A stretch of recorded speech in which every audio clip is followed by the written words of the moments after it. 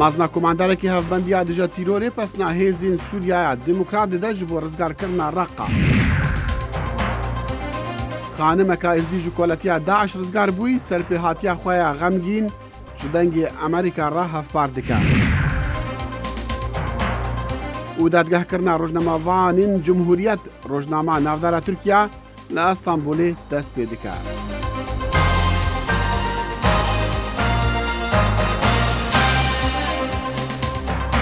Silav û rêz û hîviyên dema xweş digel Kurd Connection ji dengê Amerîka. لای منیشەوە سڵاوم کاتتان باش بەرنامەی کورد کنەکشن هەموو ڕۆژانێکی سێشەموان و هەینی لە بەشی کوردی دەنگی ئەمریکاوە ئامادە و پێشکەش دەکرێت.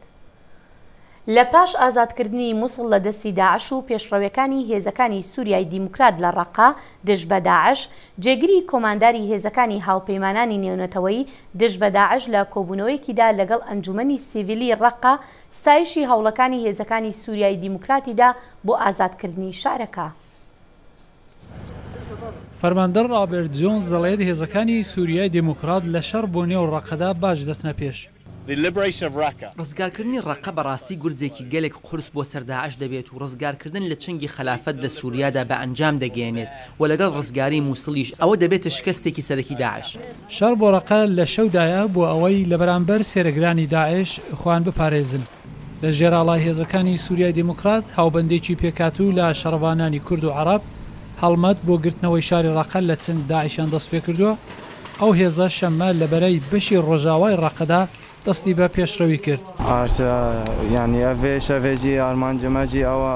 weko kurasînekî taybet jî hatîne tîmekî taybet jî em evê şevê biçine pêşiye. لەو هەڵمەتەدا یەکینەکانی بەرخودانە شەنگاڵ کە گروپێک لە ئێزدیەکانی عێراقن لەو هەڵمەتەدا وەک پێشەنگ بۆ هێزەکانی سووریای دیموکراتن و کاری هەڵگرتنەوەی مینەکان دەکەن. هەرێزێمە هێزگیە بەش هێزگی پەروەردەکەی هێزگی تایبەتە ینی ئەف گەرە ماهناوی چاکۆژی هەردەم گەلمەیە ji ber em hêzê hera pêştirî em dimeşin hêzgî taybet e hêzgî cidayvan hêzê diya em pêşiya xwe hemûyî aminê dikin her tiştî jî derdixin piştre qewetê Qesedê hem qewetê ji derve jî tê pişta merkirî. زۆربەی ئەو شەڕەوانانە گەنجن و خزم و کەسیان یان کوژراون یان لە ژێردەسەڵاتداری داعشدان. شەڕەکە بۆ ئازادکردنی ڕەقە لە چنگ توریستانی داعش کە خەڵکی ئێمەیان بە زۆرە ملی وە دەرناو منداڵیان دەرکرد و ژنەکانیان بە بێهاوسەر هێشتەوە. ڕزگارکردنی شارەکە نزیکە. ئەو هەڵمەتە لە کاتێکدایە کە هێزەکانی سووریای دیموکرات پێشڕەوێکی لە نەکاو و سەرکەوتوانیان بە نێو دیواری مێژووی شارەکەدا ئەنجامدا. لەو کاتەوە پێشڕەوی بە هێواشی دەچێتە پێش. پێشڤانێری تایبەتی چینێژ بۆ سووریا ڕژدی لە تەف لایەنان کرد هەتا پێشڤەچۆنێن داوی بە دەلیڤە وەرگرنج ji بۆ ku danûstandinan dest pê bikin. Li demê seredana Tirkiye Şîn Şiyawan got rewşa navxweya Sûriyê baş hatiye gwartin û helwestê welatên herêmê û yên cîhanê jî hatiye gwartin. Şî rijdî li civaka nifneteweyî kir heta van gwartinan berçav deynin û zemîneya diyalogê xweş bikin. Demê salekê Çîn peywendiyan digel hikûmeta Sûrî rikaberiyê Amerîka, Rûsya û welatên peywendîdar dike heta ku aştiyê li Sûriya cêbicê bike. Gerreka nû ya danûstandinên aştiyê ji bo Sûriya dê li meha Îlûnê li Cinêvê dest pê bikin. دوابەدوای ڕزگارکردنی مووسڵ کۆمەڵێک ئاستەنگی هاوڵاتیان هاتوونەتە ئاراوە لە ناویاندا لە بوارەکانی خوێندن و هێزەکانی یاسای شیشدا. پشتی باژارê Mosulê hatiye azadkirin ji bin kontrola çekdarên Daeş derçûy niha kêşe û pirzgirêkên xelkî dihêne xoyakirin û ev xelke bi hebûna evan kêşan vedgerînte xemsariya hikûmeta navendî û saziyên mihellî. Qutabiyên zanîngeha Mosulê bû mavê 3 salane xwandina xwe nekiriye.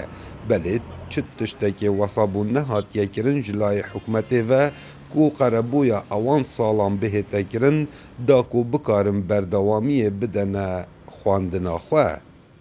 معهد الفنون الجميلة 5 سنوات. پەیمانگا هوnerên ciwan 5 salin û ev 3 sala Daeş keftiye di nav Mosulda. Bi têkirayî wê bibte 7 sal. Erê kengî xwendkar wê derbiçit û kengî wê bête damezrandin û kengî dê jiyana xwe diriz bikit. Daişê zilmên li xwendkara kir, hikûmet jî zilmên wan dike. Em xwendevanê zanîngehî ne di destpêkê dema Daeş hat me xwendina xwe berdewam kir lê ew ne birêk û pêk bû ji ber wê piştî mehekê me xwendina xwe berda. هەروەسا لە پێش سەردەمێ چەکدارên داعش bi hezaran polîs di nava bajarê Mosulê da hebûyne û niha piştî Mosul hatiye azadkirin eb tinê ewên pilawan efser vegerandîne ser karên wan. Ewên din heta niha bêkarin û moçe jê re nahête mezaxtin. نعم ماكوش أنا منتسب قوة أمن الداخلي. از یک جکار بدستن هزا اولهیه ما و اول نزی 13 ساله از تیدا کار دکم. دما کو موصل کد جای دست داعشه ام لور عاصی مانه. ام تاف وکو پلیس لشکر و هزن اولهی دخوازن وگرن کاری خواه و تل خوشبون نهاتیه کرن. احنا من 10/6 من دخل داعش. ام جری کفتی دهی مهاشش دم داعش هاتی ام لسربنگی خواماین. باجدا نوکیشاین افسر همی روین و چکی خورادستی داعش کرن نوکا و افسری دوامت کن از همیاد نیاسم او نهای دوامت کن و جمع باشترن اوین جمع هاتی نکشتن دوری 3000 پولیسانه لسردم داعش سیداردان و 3 سالان امل بن تیرور و ترسی بوین من شهید هیا او جی پولیس بو ام نها نخوش مروف درچوین اوین دوامت کن جمع باشترن کێشە di nava civakê bajarê Mosulê da gelekin lewra tinê ew polîsên niha rûniştî li malên xwe zêdetir ji 7000 polîsan li sînorê parêzgeha Mosulê her wesa bi awayekê giştî qutabiyên zanîngeha Mosulê bo mavê 3 salan ji xwandinê bêbehr bûyne lewma dixwazin ji layenên peywendîdar careseriya evan kêşan bi zûtirîn dem bihête kirin. کاوە عمەردەنگی ئەمریکا لە هەرێما کوردستانە عێراقی ڕێفراندۆم ji بۆ سەرخۆبوونی دێ لە 25 مەها ئیلوونی بێکردن پاشە ڕۆژە هەرێما کوردستانی بابەتێ هەری گەرمێ ڕۆژەیە و دەه لە هۆڵەکە کۆنگرسی ئەمریکی هاتە گوت و بێشکردن ji alî ژمارەکە شارەزیانەوە کورد کۆنەکشن لە ور ئامادە بوو. بایەخدان بە دۆسەی ڕێفراندۆم و گرنگی ئەنجامدانەکەی لەم سەروەختەدا تەوەری سەرەکی ئەم کۆنفرانسە بوو کە زانکۆی سۆران وەک نێوەندێکی زانستی لە هەرێمی کوردستاندا ڕۆڵێکی بەرچاوی هەبووە لە ڕێکخستنیدا. هەمومان دەزانین ئەم ڕیفراندۆمەی بەڕێوەیە دۆسیەیەکی گرنگە بۆ کورد لە ڕووی مێژوویەوە ئەمە یەکەمین جارە کورد دەرفەتی هەڵبڕینی دەنگی خۆی هەبێت و بڕیار لەبارەی ئایندەی خۆیەوە بدات.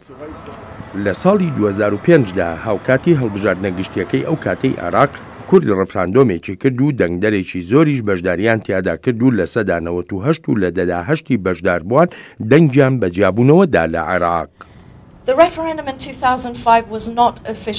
ڕێفراندۆمەکەی ساڵی 2005 فەرمی نەبووە ڕێکخراوە حکوومیەکان ڕێکیان خست بوو بۆ خۆم دەنگم پێدا بەڵام نازانم ئایا چاودێری هەبوویان نا بەڕاستی نازانم چەندێک فەرمی بووە وەک بەشداربوویەک بۆ من زۆر شتێکی فەرمیانە نەبوو وەک فستیڤاڵێک بوو. لە ناو کۆنگرێسی وڵاتە یەکگرتوەکانی ئەمریکادا دەنگ هەیە داوای پشتیوانی بۆ کورد دەکات و بەڵام داواش لە کورد دەکا تا بە وریاییەوە ئەم قۆناغە هەستیارەی ژیانی سیاسی تێپەڕێنێت. ئەوە گرنگە ڕۆڵێکی بایەخدار و پشتیوانیمان بدرێت بە کورد بەڵام پێویستیشە کورد بە ئاگا بێت لەوەی نەبێتە بەشێک لە ئەردۆغان یا ئیران ئەوە بەشی خۆی قورس دەبێت ئەگەر سناریۆیەک بێتە ئاراوە و کوردستان ببێتە دارودەستەی ئەستانبوڵ یا تاران ئەمەی دێڵێم ئاماژە نییە بەوەی شتێک وەها لە ئارادایە بەڵکو دێڵێم پێوەستە کورد وریا بێت. بۆ زۆرێک لە پسپۆڕانیش هەڵوێستی وڵاتانی ناوچەکە جێی نیگەرانیە و وەک دەگوترێ سیاسەتەکانی ئەم وڵاتانە لەسەر بنچینەی بانێکە و دوو هەوایە. دژایەتێکی ناوچەیی دەبێت بۆ ڕێفراندۆم و بۆ هەر هەوڵێکی کورد لەو داوایی بۆ جیابوونەوە دەیکات هەندێک لەم دژایەتیانە هۆکاری ئایدۆلۆژی لە پشتە ڕژێمەکەی خومینی لە ئێران دەخوازێت کە مایەتەکانی تر لە شوێنی تر سربەخۆ بن بەڵام ناخوازن ئەگەر لە ژێر کاریگەریەکانی ئێراندا نەبن هەندێک وڵاتی تریش هەستیاریان هەیە بەرامبەر بە کەمایەتەکانی ناو وڵاتەکەی خۆیان. ئەم هەلومەرجە هەستیارە هەر تەنها لەسەر ئاستی ناوچەکە نییە بەڵکو ناو هەرێمی کوردستانیش دەگرێتەوە لەو ڕوانگەیەوەی قەیرانێکی سیاسیانەی ناوخۆیی لە هەرێمیش هەیە. پێم وایە ئەوە دەکەوێتە سەر کوردخۆی وە سەربەرئەنجامەکانی ئەم ڕێفراندۆمە هیوادارشم ببێتە مایەی دانوستاندنی ڕاستەوخۆی نیوان لایەنەکانی هەرێم من خۆم پشتیوانی دەبم ئەگەر کورد وڵاتێکی سەربەخۆم سەروەری هەڵبژارد نازانم ئایندەی چۆن دەبێت بەڵام دەزانم کە پشتیوانی منیان هەیە. دەسەڵاتی سیاسی کورد لە هەرێمی کوردستان لە چەند بۆنەیەکدا جەختی کردوێتەوە لەوەی مەرج نییە دەست بەجێکار بە ئەنجامەکانی ئەم ڕێفراندۆمەی 25 مانگی نۆ بکرێت. ڕێفراندۆم بۆ بەدەستهێنانی ڕەوایی خەڵکی هەرێمەوە تا حکومت بتوانێت دانوستاندن بکات. ڕێک و ڕەوان ئەمە پرۆسەیەکە و شتێکی شە یاسایی نێونەتەوەی و زۆرێک لە وڵاتانیش پێی قایلن. بەشی گرنگیان پرۆسەیە زانینی خواسی خەڵکە و ئەوجا حکومەت و پەرلەمان بتوانن لەسەر ئەو بنچینەیە دانوستاندنی خۆیان بکەن. زۆرێک لەم جۆرە کۆبوونەوانە لە هۆڵەکانی ژێرزەمینی کۆنگرێسی وڵاتە یەکگرتوەکانی ئەمریکادا دەکرێت، بەڵام مەرجنیە ئەو داوانەی کە تیایدا تاو توێ دەکرێن ببنە مایەی ئەوەی پشتیوانی هەم کۆنگرێس و هەم حکوومەتی وڵاتە یەکگرتوەکانی ئەمریکا بەدەست بێنن. بەڵێن ساڵح، دەنگی ئەمریکا. دوو مەهان پشتی واغەرا ڕێکخەرێ تەفگەرە گۆڕان نەوشروان مستەفا ئیرۆ تەفگەرێ عومەری سەید عەلی دەستنیشان کرد بە ڕێبەرێ وانیێن و دەستنیشانکردنا عومەری سەید عەلی پشتی هەڵبژارتنە ئەندامێن خانەی ڕاپەڕاندن یا تەفگەرێ بوو لە ڕۆژا شەمویە گوتارە وەرگرتنا پۆستی ڕێکخەرێ گۆڕاندا سەید عەلی گوت لێڤی دەست و دارێ ئالۆزی هەرێمێ ئەوەی کاری بکە ji بۆ دانوستاندنا قبولکردنا هەڤودن و ڕێک خۆشکردنا یان ڕێکخۆشکردنیش بۆ بنەمایین دەولەتێ. دەگەڵ ئۆپراسیۆنên دەرخستنا کۆمەڵا دەوڵەتە ئیسلامی داعش ji عێراق و سووریا کتکتە خانمên êzdiyên di destê Daeş de weka kola dihatin kirin û firotin rizgar dibin. Lêberî van operasyona jî ji mareka xaniman karî bû xwe rizgar bikin. Leyla Telho karî bû xwe û zarokên xwe rizgar bike. Ew dibêje dengê Amerîka ka bazarên Daeş yên kirin û firotina çawa bû. هاتنا قيتوت كرين بس داعش بون لازم بس داعش بن لان اكيد مدني اول ور كان خط داخلي بشغلي بكن لان اول شيء ترسان افتش البانيه داعش نادى اكيد مدني غير يعني داعش بدا داعش بالترنينه جاك طيبه بلي جاك سوق بين سوق السبايا هابو سوق النخاس هنا رقمك البوانه نفسها انترنت او باخ بس البداعش هنا أول باخذنا شرين مثلنا إيكي مكرة إمرادينا بإيكي ديل منيرة يعني نعد جبانوها وكان رقمك خاصة نبدأ إيش ده أو نسام نفسه واتساب وان وهايا أو رقمها مستردن صورتها مستردن سعرها مستردن حتى شغلها بيس يعني نبستنا يا شايف تشتمي ويصير نبيسن مسلمة ولا أنا مسلمة وإيش فلان شخصي رشيني داعش بيجي أو شخصية كعد جبان إيه مكرة وتاجر هنا حمالك هنا تاجر تدبنا بماري يعني وها ما تفروشن راست يعني قال لك جارس هات مفروت تبدا جاراجي هات مفروتن بس اغتصاب كريم هفتاس اغتصاب كريم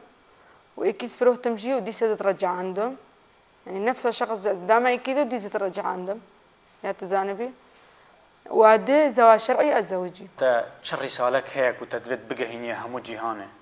رساله كان انسانيه اسبقين هم بشري ازديا خاصه وهم يعني كم بشري دنقي مبكا يعني أس مساعدة بنقي شو جنت إزدياب كانت دست داعشاتين وأنا جبيرنا كان ومحتاج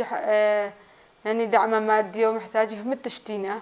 يعني البوان رابن وخاصة الدست داعش ده نوكا أول طنقابي كان أخوش ده قالك جبت ياريتشنا يعني زارو كد ما تشنت فاجريننا أفتشت همه بسري إزدياتيته وخاصة نبس إزدي هم بشري الدست داعش ده يعني داعش نبس سر ما إزديا وسر كردستان وسر يد خطرة داعش سر هم بشري خطرة يعني ما ديت أمزان شا يعني قال لك خطرة لازم داعش نمينه چڕۆکە لەلەخان بدرێژی لەسەر ماڵپەڕێن دەنگی ئەمریکا و لەسەر فەیسبووکی ونێ ببینن و ببلیسن لەشو ناگوتارین ڕۆژین سێشەم لە پەرلەمانی ئەندامین پارتیا دموکراتە گەڵان هەدەپێ دەست بە چالاکیان دکە لە باژارن کوردان ئیرۆوان لە دیار بەکرد ئامادەی جیڤینا یەکەم یا چالاکیە بناوێ نۆبەتە دەموکراسیە دەست پێکرد و هەتا چاری مژداری ساڵڤەگەرا گرتنا سەلاحەدین دەمیرتاش و هەڤاڵێن وێ بدۆمینە ڕاستەوخوا دقل ما ج آمده خدجان فرقين خجي أبجفين چاوا بو چه دبل جمتا بله جوین شخو بردف که هده پیبرز عثمان باید میشه بامه او جوینا یا گوترا جوین پیشکش کرد بنه 45 درجه گرما هاوینه داد شرط انگلیک دجوار ده آنال دورا میشه شخو اندبینن دور پیشگیریش عالی باریر پلیس سوا امکان بیشتر کو وکب راستش حفظه که وکریه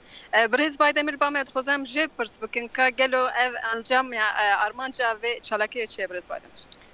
اف نوبت وجدان و نوبت عدالتیه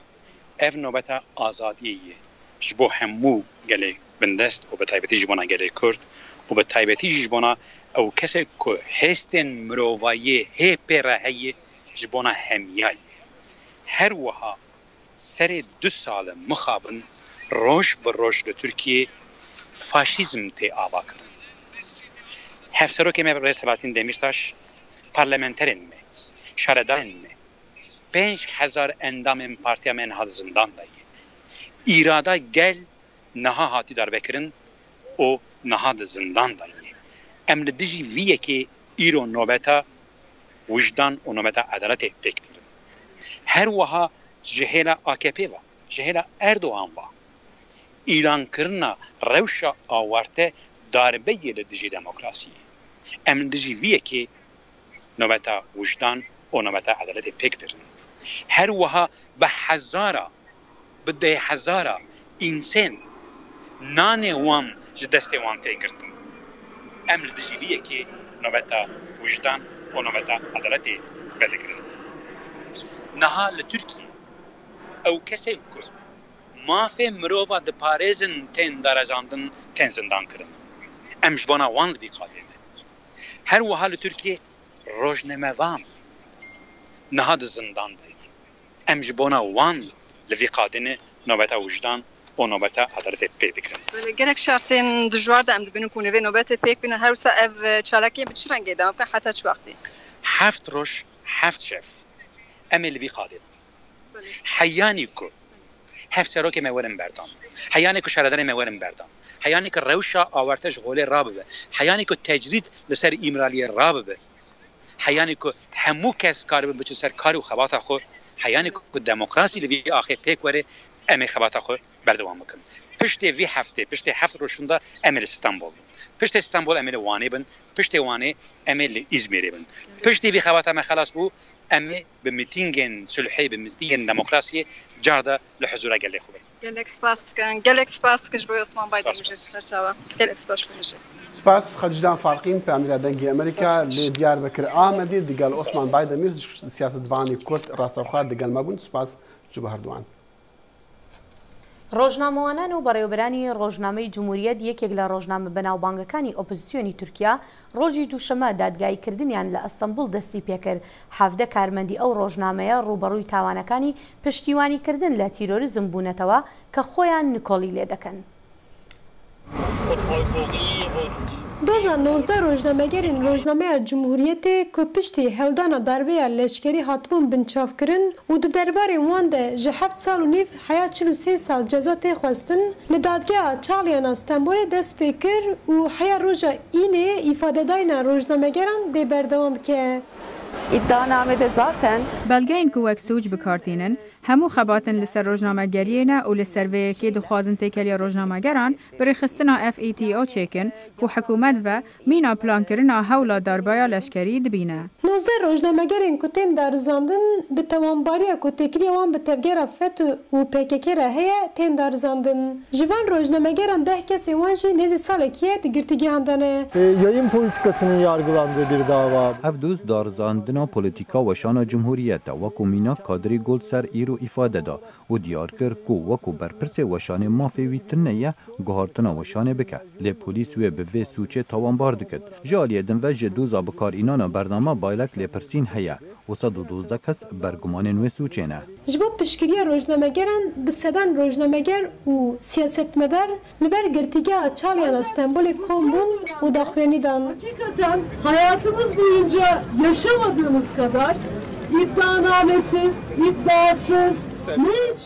Parlamentera Partiya Demokratîk a Gelan Filiz Kerestecioğlu daxuyanî de got em di pêvajiyekê wisa di derbas dibin ku kesên ku di girtîgehan de ne nizanin ku bi çi sûcên tên darizandin. Her wiha siyasetmedara Alman Rebecca Harms jî di daxuyanî de axivî û got rojnamegeriya azad bingeha demokrasiyê û îro ez ji bo vê yekê li birim. Hêçê bi bîrxistinê ku li ser hewldana darbeya leşkerî salekî derbas bû û di nava salekî de di qada çapemeniyê de bi sedan kes hatin girtin. Heya sala par jî tundiya dewletê li ser rojnamegerên Kurd zêdetir bûn. Niha jî ji her alî rojnameger li Tirkiyê di girtîgehan de ne. Zozan Yaşar, Dengê Amerika, İstanbul.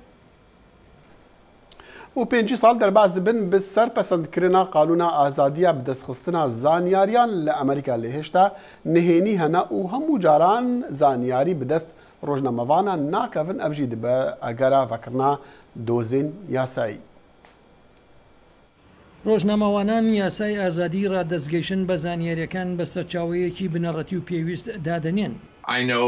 من لە ئەزمموی خودی خۆمەوە دەزانم کە سەرکەوتوانە توانیومە بەڵگەنامە لە سەرچاوی ئاژانسە هەمە جۆرەکانی حکوومەتیەوە بەدەست بێنم. ئەو بەڵگەنامانەی بەدکاری و بە فیڕۆدان و ساختەکاری و هەروەها زیادڕەویەکانی ئاشکرا کرد. جیسن لیۆپۆلد لە ڕێی سکایپەوە لەگەڵمان دوا و گوتی ئەوە داوای من بوو لە هیلەری کلنتنی وەزیری پێشووی دەرەوەی ئەمریکا کە ئیمێڵەکانی ئاشکرا بکات. ئەو داوایی ساڵی پارپاڵی بە وەزارەتی دەرەوەنا بە هەزاران لە پەیامەکانی هیلەری بڵاو بکاتەوە. وەزارەتی دەرەوەی ئەمریکا نزیکەی 1000 لاپەڕی دیکە لە ئیمێڵەکانی هیلەری کلنتن وەزیری پێشووی دەرەوە لەسەر ماڵپەڕ دادەنێت و ئاشکرایان دەکات. بڵاوکردنەوەی ئیمێڵەکان ئەوەی ئاشکرا کرد کە خانم هیلەری ئیمێڵی تایبەتی خۆی بەکارهێنا بوو کاتێک باڵاترین دیپلۆماتی وڵات بوو. من هەستم کرد بڵاوکردنەوەی ئەو ئیمێڵانە زانیاری ورد بۆ هاوڵاتیان دەخەنە ڕوو سەبارەت بەوەی کە چۆن هیلەری کلنتن وەک وەزیری پێشووی دەرەوە کارەکانی بەجێگەیاند بوو هەروەها شێوازی بەجێگەیاندنی ئەرکەکانی لەمەڕ توانای بۆ شیانی سەرۆکایەتی مەخابن وەک تێبینیم کرد هەوڵەکانم لەو بارەیەوە بێئاکام بوون چونکە هیلەری کلنتن ئەکاونتی خۆی بەکارهێنا بوو ئەمە شوای کرد بۆ پتر لە ساڵێک بە ئیمێڵەکانی نەزانرێن. دوای 50 ساڵ لەوە گەرخستنی یاسای ڕادەستگەیشتن بە زانیاریەکان مەسەلەکە بە ئاقاری شێوازی نهێنی لە دام و دەستگاکان هەنگاوینەوە ئەمەش بۆ تەمایی خۆڵخاندنی کەیسی دادگا بەهۆی ڕەتکردنەوەی داواکاری بۆ ڕادەستگەیشتن بە زانیاریەکان. ئەو داتایانەی لە بەردەستماندا هەن ئەوە دەخەنە ڕوو کە بە دەرەژایی 10 ساڵی ڕابردوو ئاستی نهێنی بە پێوەڕی ئەو ژمارەیەی وەک حکوومەت ادعا دەکات نایانگرێتەوە هەروەها ژمارە ئەو داوایانەی ڕەت دەکرێنەوە بە ئاستێکی نەگۆڕ زیادیان کردووە. ئادەم مارشل کار لەسەر کەیسەکانی دادگا دەکات دەڵێت وڵاتێگرتوەکانی ئەمریکا ڕێگەیەکی درێژی لە بەردەمدایە کە بیبرێت بۆ ئەوەی پابەندی بەڵێنەکانی خۆی لەسەر شەفافیت ببێت. کێشەکە لە ڕۆی پراکتیکەوە ئەوەیە کاتێک دەچێتە نێو ئاژانسە بیرۆکراتیەکانی فیدراڵەوە ئەوە بۆ گەڕان بە دوای زانیاریدا کارێکی ئەوپەڕی سەختە. ئادەم مارشل گەشتبینە و دەڵێت ڕۆژنامەوانان و ڕێکخراوەکانی کۆمەڵگەی سیڤیلی لە گوشاریان لە پێنا و باشکردن بەردەوام دەبن. ڕۆژەماوانان لێرە و گرۆپەکانی کۆمەڵگەی سیڤیل هێندەوە بەستە یاسای ڕادەستگەیشتنە بە زانیاریەکان کە هەر چەندە پرۆسەکە سستە و ناومێدکەرە و ڕۆژەماوانان و کۆمەڵگای سیڤیل حەز دەکەن لە چەندان ڕووەوە ناومێدن بەڵام هاوکات هێندە وەزەیان تێدایە و هەروەها دڵسۆزیش بۆ هەوڵدانیان بۆ کارکردنیان لەگەڵ یاسا بەو شێوەی کە هەیە و هەوڵی چاکردن بدەن من بڕوام وایە هێوایەکی زۆر لە گۆڕدایە. وا بۆ 50 ساڵە یاسای ئازادی ڕادەستگەیشتن بە زانیاریەکان کاری پێدەگرێت و وەک ئامرازێکی گرنگ بۆ ڕۆژنامەوانان درێژی دەبێت بۆ ئەوەی هاوڵاتیان بە زانیاریەکان ئاشنا بکەن و حکومەتیش بەرپرسیار بکەن. کۆنگرێس بەردەوامە لە لێکۆڵینەوەکان سەبارەت بە ئەگەری دەستێوەردانی رووسیا لە هەڵبژاردنەکانی سەرۆکایەتی ئەمریکا و لە نوێترین هەوڵیشدا ئێستا لێکۆڵینەوە لەگەڵ جێرد کۆشنەر زاوا و ڕاوێژکاری باڵای سەرۆک ترامپ دەکرێت. بۆ زانیاری زیاتر هاوکارمان ساڵح دیمیجەرمان لەگەڵدایە. ساڵح دوان زانیاری لەم بارەیەوە چی هەیە؟ دۆهدا وەکت بێ ئاخافتنان پرسن کۆنگرێسێ بە هەردوو بەشێن خوال لەگەل کۆشنەر بەردەوامن دۆه وەکو دەزانن ئاخافتناوی وەکت بێ کۆمبوونەکە دانیشتنەکە گرتیدا بوو لەگەل کۆمیتە ئاگاهداریە سیناتۆیا کۆنگرێسێ ئیرۆژی دعینی بۆرێدا لە کۆمیتە ئاگاهداریە وەکت بێ ئەنجومەنە نوێنەرانە ئەو دەربارێ ڕۆلا پێشبیناویە یانژیان بێژن پەیوەندیان کۆ ڕەنگە وی هەبن لەگەل حکوومەتە رووسی یانژی گەل بەرپرسن و گرێداینە بە حکوومەتە رووسی. بەڵێ باشە ساڵح بۆچی ناوی کۆشنەر لەم کاتەدا هاتۆتە ئاراوە؟ کۆشنەر ji ber dibêjin hinek dibêjin di dema hilbijartinan de wî ew tevlî kombûnekê bûye li gel parêzereka biznesmanekî Rûsî ku pêwendiyeke rasterast li gel Putin heye ew dibêjin li gor axaftinê hîne heta تا کیژان ئاستی ئەف ڕاستن نەڕاستن بە کولین لە دۆرە دەبن ئەو دەبێژن دەوەی کۆمبونێدا بەحسەوەیەکێ بووە و هەندێک ئاگاهی ئەو پارێزەرا بدە عالیە وەک دەبێ کامپێنا هەلمەتە ترامپ لە دژی هیلاری کلینتۆن لە بەرامبەر و ئەواناژی ینی هەندێک دەستکەفت وەرگرن جوان پەیوەندیان رووسیا یان بێژن پەیوەندیان ئابوورین ئەمریکا و رووسیا پێشکەون هەندێک ئەو جەزا پێشکەون هەر حال تشتێکی وها ئەگەر بوو بەژی بە کولین دەبێ دەربارەیدا دەبن لێگرێدایی بووێ کۆمبوونا کۆشنێر لەگەل پارێزەرا دەبێژن ڕەنگێکی ژرەنگان ڕەنگە گرێدایی بە حکوومەتە رووسیە باشە ساڵح کوشنەر خۆی لەم بارەوە چی ئەڵێت هیچی وتووە؟ تتزانی بە کۆلین یانجی ئەو پرس و بەرپرسێن وی بەرسەڤێن وی هەمی گرتی بوون نەژ بۆ ڕاگەهاندنی ناو بوون لێ پشتی ئاخافتنا ویە دۆها گرتی لەگەل سیناتۆ وی لە کۆشکا سپی ئاخافتنێکدا وی بەحسەوەیەکێ کرد کۆ وی چ پەیوەندیین یانجی چ پلان لەگەل رووسیا چارچەوەیە هەلمەتێدا نەکردنە و نەژی ئەو کەسێکی دی دناسەک ئەڤەکردنا ئەو دەبێژە ئەڤەک نەڕاستە و ڕەت دەکە وی هەروە دداخویانیەکە نویسکی دەژی بەری وێ دەژی بەحسەوەیەکێ کردبوو 11 روپەلاندا بەحسەوەیەکی کردبوو کوی چ پەیوەندی لەگەل رووسیا نینن وی نەژ رووسیا خواستیە کۆ پشتگیریە دارایش بۆوی بکەن نەژی کۆمبونین ڕاستەڕاست دەبێت دەربارەی دەهبوون دە چارچەوەی هەلمەتە بەڵێتناندا باشە ساڵح دیمیجەر زۆر سپاس دەکەین بەڵێ بڕیارە 1400 عێراقی لە ئەمریکا ڕەوانەی عێراق بکرێنەوە کە لە ئێستادا 114 کەس لەوانە دەستگیر کراون و زۆربیان لە ویلایەتی میشیگانن هاوکارمان سەمادزەیی لە دیترۆیتی میشیگانەوە زانیاری زیاترمان لەم بارەیەوە دەداتێ سەما ئەم کاتت باش سەما گوێت لە منە بەڵێ سەما زانیاری نوێ چییە لەم بارەیەوە بەڵێ هێرۆ بەس ویستم پێشت برێم کەوەی 114 کەس لێرە حەبس کراینە لە مشگن لە ویلایەتی مشگن بەڵام نردیانە ویلایەتی ئۆهایۆ لە حەبسی ئۆهایانە ئێستا 700 کەس بە تۆتال ژمارەی کەسەکانن کەوانەی بڕیارە ڕەوان بکرێنەوە عێراق بەس لە ویلایەتی مشگن دوێنێ شەوێ بەڵێ حاکمی دیترۆیت حکمی داکەوەی 9 ڕۆژی تر بمینێنەوە لە ئەمریکا وەبی بتوانن کەیسەکەی خۆیان بنێرنە دادگای کۆچکردنەوە وەبی لەوێن دەر ئامادە بکرێت باشە سەما لەسەر چی ئەوانەی وەکو ئاماژەی پێەکەی 700 کەس لەوێەوە ڕەوانە ئەکرێنەوە بەڵام 114 کەس دەستگیر کراون ئایا ئەوانەی دەستگیر کراون لەسەر چی دەستگیر کراون؟ بەڵێ هێرۆ ئەوانەی دەستگیر کراون مەسەلەن یەکێک لەو کەیسانەی لە لامە ئێستا دوێنێ کچی ئەو پیاوە کەوەی 20 ساڵ لەمە 30 ساڵ لەمە و پێش لە ساڵی 1970 ئەوە تاوانێکی زۆر بچووکە یا بۆ ئەویش کەوەی کۆکەینی لەدەستدا بوو ئەماونتەشی زۆر کەمی لەدەستدا بوو کەوەی پێی گیرا ئەوەش لە حەبس بوو لە بۆ ساڵە کونی و لە حەبس بوو وەختی خۆی لە ساری 9 هاتە دەرێ لە حەبس و دوایە لە 2005 گرین کارتەکەیان لێوەگرتەوە و ئێستاش لە حەبسدایە بە تەمەنی 67 ساڵ بەڵێ ئەی باشە سەماتۆ لەگەڵ خێزانەکاندا قسەت کردووە خێزانەکان خۆیان لەم بارەیانەوە چیەڵن لەبارەی ئەم دەستگیرکردانە هێرە زۆر گرنگەکەوەی باز بکەین کەەوەی زۆربەی ئەو کەسانەی کە حەبس کراینەوە ئەوانەی کە ڕەوان دەکرێنەوە عێراق زۆربیان مەسیحی کلدانینە سەرۆک ترامپ پێشی ئەوەی سەرۆک بیتن هات ڕالیەکی کرد لێرە لە دیترۆیت کەوەی پەیمانی دا کەوەی مەسیحیەکان دەپارێزی زۆربەی مەسیحیەکان دەنجی خۆیاندا بە سەرۆک ترامپ و دوێنێ خێزانەکان گوتیانە دەنجی ئەمریکاکەوەی ئێستا زۆر پەشیمانن کە دەنجیاندایە سەرۆک ترامپ و هەست دەکەن کەوەی خۆی هاتە ئێرە ئەو قسانەی گوت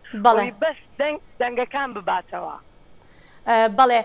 باشە هاوکارمان سەمادزەیی زۆر سپاس دەکەین بۆ ئەم دەرفەتە و هیوادارین کە بێتەوە زانیاری زیاتر لەم بارەیەوە ئامادە بکەی بەڵێ زۆر سپاس هێرۆ سپاس سەما باڵێ ئەما کێشەیەک مەزنە هەلبەتەش بوو عێراقیان دروست بووی لە ئەمریکا و حکوومەت عێراقیژی لەگەل ئەمریکیان بەردەوامەدە دامستاندناندا بۆ چارەسەرکردن ناوێ کێشەیە چونکە هەندێک تاوانیوان گەلک بچووکن بێژە لەژیان تین دماهیا قوتکردنەکشنە تا ڕۆژاهینی هەر شاد و بەختەوەر بن و خدا حافیز کاتێکی خۆش هەر شاد و بەختەوەر بن